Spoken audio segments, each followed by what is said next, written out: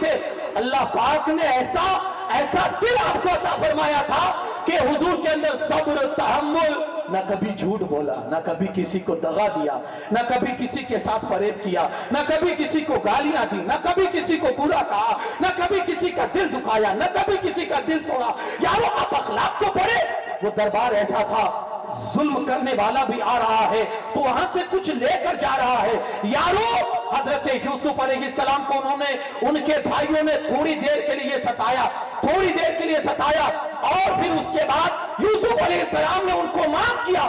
میرے مصطفیٰ کریم کا اخلاق یہ تھا کہ 13 سال تک مسلسل مکہ والوں نے میرے مصطفیٰ کو اتنا ستایا، شاید کوئی ایسا حربہ نہ تھا جو ان لوگوں نے چھوڑا ہو. دندان مبارک بھی شہید کر دیے، آپ کی پشت انور پر اونٹ کی ہوجریاں بھی لا دی گئی، آپ کے راہوں میں کانٹے بھی بچھائے گئے، یہاں تک کہ ایموشنلی بلیک میل اور اس طرح سے بھی آپ کو اذیت اور آپ پر ظلم کیا گیا کہ آپ کی بیٹی جب ہجرت کر کے مدینہ جا رہی تھی، وہ حمل سے تھی، ان کے پیٹ میں بچہ تھا، اس کو اونٹ سے گرا کر ان کے حمل کو پسائے اور برباد کر دیا. لیکن اس کے باوجود بھی میرے مصطفیٰ نے صبر کیا، برداشت کیا. کل چل کے وہی لوگ جب نظروں کے سامنے آئے، مکہ فتح ہو چکا تھا، آج جو چاہتے سو کرتے، آج جس کو چاہتے سزا دیتے، عذاب دیتے. لیکن میرے مصطفیٰ کریم صلی اللہ علیہ وسلم نے ایک ہی بات ارشاد فرمائی، لا تثریب علیکم اليوم. آج کسی سے کوئی پاس پرچیز، کوئی بدلہ نہیں لیا جائے گا. جاؤ، میں نے تم سب کو معاف کیا اور سب کو آزاد کیا. جب یہ جملہ نکلا، جتنے ظالم سامنے سر جھکائے کھڑے تھے، اس میں سے کتنے ایسے تھے جو آئے قدموں میں بھی گر کر کلمہ پڑھ کر مسلمان ہو گئے. آج ایک گالی برداشت نہیں ہے. کسی گاڑی سے ٹکر ہو جائے نا، ہماری غلطی بھی ہوتی ہے نا، تو سینے پہ، چوری پہ سینہ زوری. ہماری بھی غلطی ہوگی، لوگوں نے سوچ بنا لی ہے، جس کی لاٹھی اسی کی بھینس. نرم پڑ جاؤ گے تو دنیا چبا ڈالے گی، نرم پڑ جاؤ گے تو دنیا چبا ڈالے گی. نہیں یار، یہ تیرا فلسفہ یہ غلط ہے، کیونکہ ہم نے سب سے نرم دل آدمی کو دیکھا ہے جسے زمانہ محمد رسول اللہ کہتا ہے.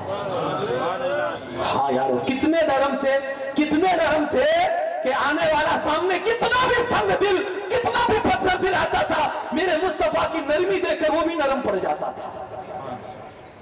تو یہ فلسفہ کہہ رہا ہے کہ نرم پڑو گے دنیا چبا جائے گی، کھا ڈالے گی.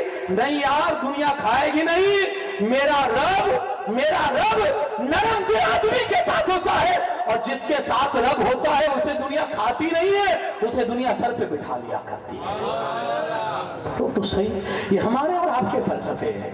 نرم پڑ جاؤ گے تو دنیا چبا ڈالے گی. نہیں یار، نبی کی سیرت میں نرمی ہے. نبی کی سیرت میں نرمی ہے. سختی تو اللہ کو پسند ہی نہیں ہے. سختی اللہ کو پسند ہی نہیں ہے. آپ دیکھیے نا، حضرت موسیٰ علیہ السلام کو فرعون کے پاس بھیجا، کتنا پتھر دل آدمی تھا، خدائی کا دعویٰ کیا تھا. اس سے بڑا ظالم کون ہو سکتا ہے کہ میں اللہ ہوں، مجھے پوجو، میں رب ہوں، میں خدا ہوں، میری پرستش عبادت کرو. اس سے بڑا بھی ظالم کوئی ہو سکتا ہے؟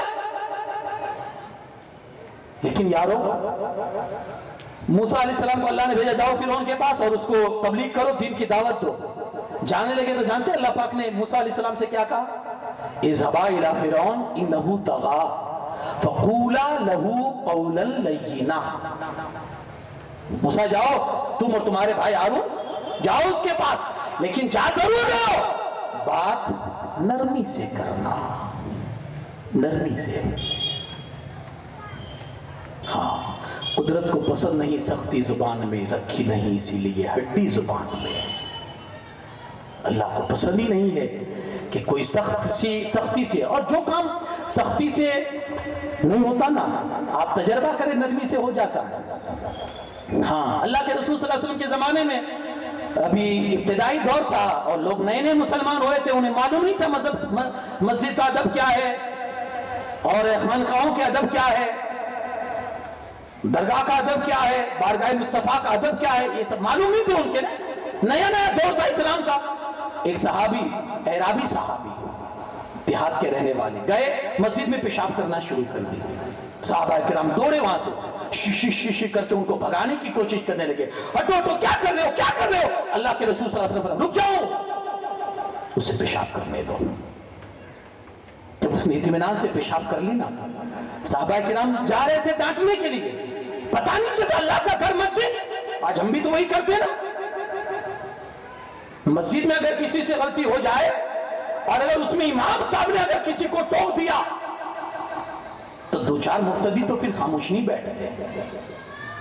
दरगाह में अगर किसी से कोई चूक हो गई और उसमें अगर किसी ने, एक आदमी ने टोक दिया तो फिर दो चार आदमी बोलने से बचते नहीं है।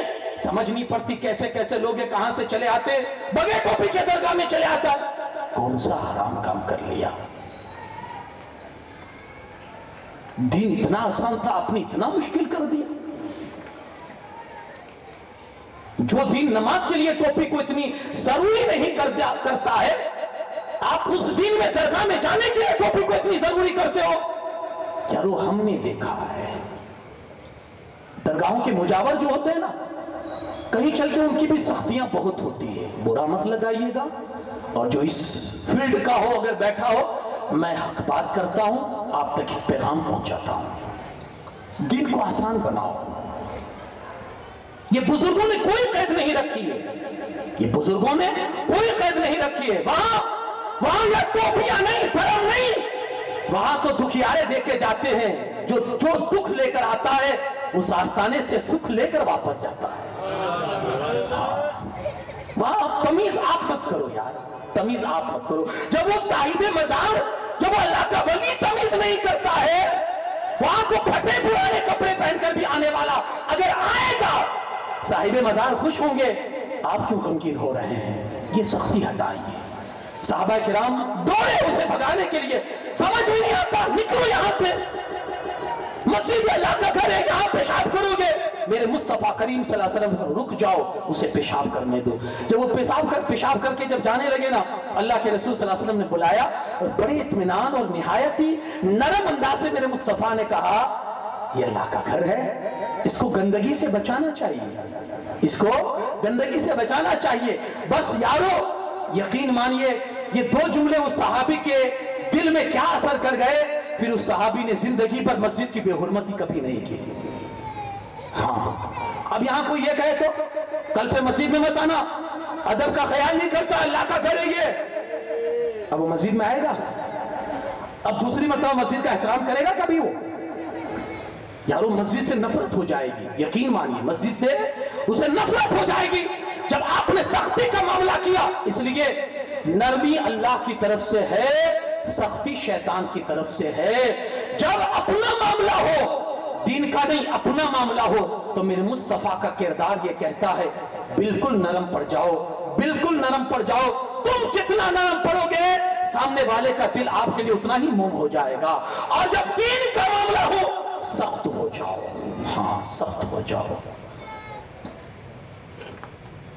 क्योंकि दीन में कॉम्प्रोमाइज नहीं है, शरीयत में कॉम्प्रोमाइज नहीं है, दीन के अहकाम के मसलों में कॉम्प्रोमाइज नहीं है।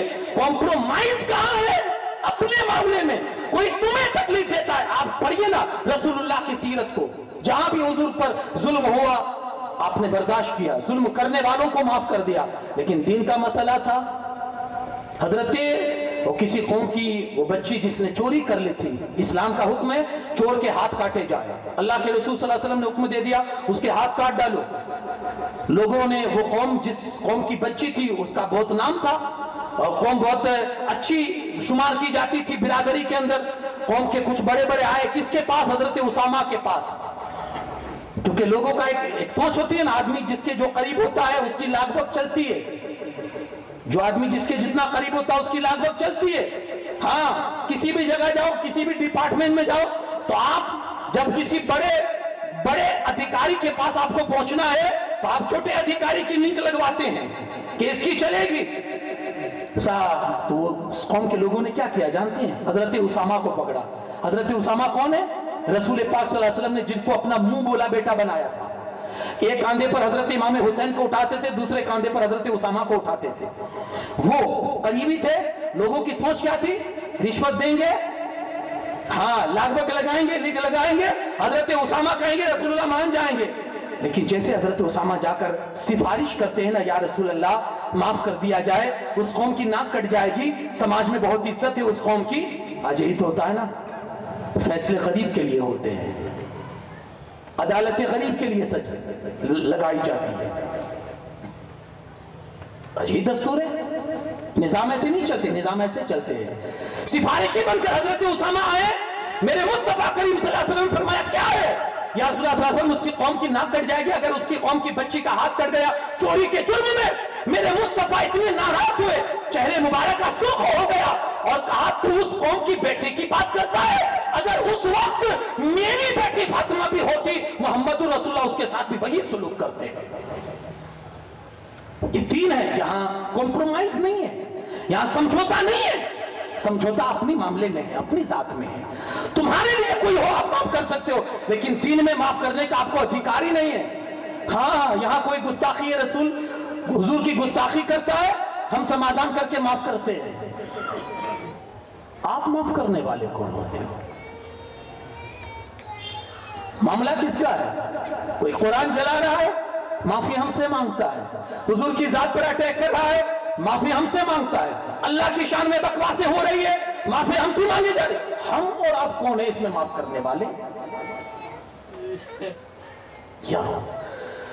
بس ایک ہی چیز ہے، ساری چیزوں کا نچوڑ. آپ پڑھا کر نہیں، لوگوں کو بتا کر بول کر نہیں، آپ اپنے کردار سے حضور کی سیرت کو پروف کرو لوگوں کے سامنے. بس ایک چیز آپ کریں، حضور کے اخلاق کو آپ بس عام کریں. کسی کے ساتھ کیسا بھی سلوک کرنا ہو، وہ آپ کے ساتھ غلط سلوک کر رہا ہے، آپ اس کے ساتھ یہ سلوک کریں. یارو یقین مانیے، ہم نے دیکھا ہے کہ جب ہم کسی غیر مسلم کے ساتھ حضور کی سنت کا عمل کر کے، حضور کے اخلاق کے ساتھ جب ہم اس کے ساتھ پیش آتے ہیں نا، وہ حیرت سے تکتے رہ جاتے ہیں، حیرت سے تکتے رہ جاتے ہیں. میں اپنا واقعہ بتاؤں، ایک دکان پر گیا، میں نے کوئی چیز خریدی، اس نے زیادہ رقم مجھے دے دی. میں ایکچول نماز کی جلدی میں تھا تو میں جلدی چلا گیا. پھر میں نے اوپر والے جیب میں پیسے رکھے تھے، گنے. میں نے کہا یار یہ تو الٹا واپس اس نے زیادہ پیسے دے گئے.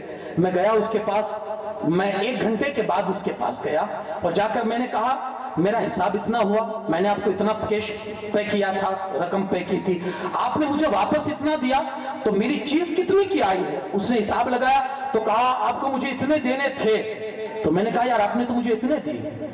تو بولے آپ جیسے بہت کم ہوتے ہیں سماج میں. اس نے یہ جملہ بولا، مجھے بڑی خوشی ہوئی. اس لیے نہیں کہ میں نے یہ اچھائی کی، مجھے خوشی اس لیے ہوئی کہ اس کی نظر میں اسلام کی اہمیت آئی کہ ہم مسلمان ایسے ہوتے ہیں. وہ غیر مسلم تھا، وہ نراسی تھا. اس نے کہا آپ جیسے بہت کم ہوتے ہیں کہ جو لے جانے کے بعد واپس آ کر کرے کہ یار تیری رقم زیادہ آ چکی ہے. یارو کبھی اس طرح سے بھی اسلام کا نام بلند کرو. کبھی اس طرح سے بھی اسلام کا نام، کبھی کوئی گالی دے دے تو وہاں اپنے نفس کو مار دو کہ آج رسول اللہ کی سنت پر مجھے عمل کرنا ہے. جو گالیاں دے کر بھی دعائیں دیتے تھے، تھوڑی دیر آپ کا ایک گالی برداشت کرنا یار یقین مانیے اسلام کو بلند کر دے گا. ویسے ہمارے ہاتھ میں نہیں اسلام کو بلند کرنا، لیکن کچھ تو کر سکتے نا اسلام کے لیے. ہاں بس ایک چیز کرو، حضور کی سیرت کو اپنے کردار سے پروف کرو. رسول اللہ آج سماج کو یہ چاہیے، لوگوں کو یہ چاہیے، کیونکہ آج وقت بڑی تیزی کے ساتھ آج ہماری سسٹم کو چینج کرنے پر تلا ہوا ہے اور ہم گہری نیند سوئے ہوئے ہیں. خدا را اپنی اس نیند سے آنکھ کو کھولو اور ہوش کے ناخن لو. آؤ رسول اللہ کی وہ سیرت پر، اسی میں ہمارا اور آپ کا بھلا ہے. اللہ پاک کا فرمان ہے، اللہ کریم فرماتا ہے لقد کان لکم فی رسول اللہ اسوۃ حسنہ، بہترین تمہارے لیے نمونہ میرے رسول کی سیرت ہے. جینے سے لے کر مرنے تک، اٹھنے سے لے کر سونے تک، بیٹھنے سے لے کر کھڑے ہونے تک، یارو چلنے سے لے کر رکنے تک، اگر کسی کی زندگی تمہارے لیے پرفیکٹ ہے وہ رسول اللہ کی زندگی ہے.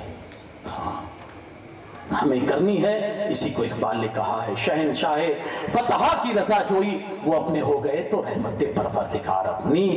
ہاں یارو کوشش کریں، اللہ پاک کہنے سننے سے زیادہ عمل کی توفیق عطا فرمائے.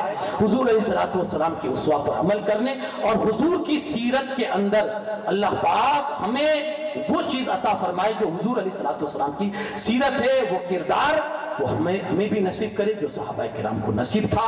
ہم دنیا والوں کو اپنے کردار سے حضور کی سیرت پروف کر سکے اور زمانے والوں کو بتا سکے کہ سب سے بہتر اگر کسی کی سیرت ہے وہ سیرت ہے سیرت مصطفیٰ صلی اللہ علیہ وسلم. اللہ پاک کہنے سننے سے زیادہ عمل کی توفیق بخشے. وما علینا الا البلاغ. السلام علیکم.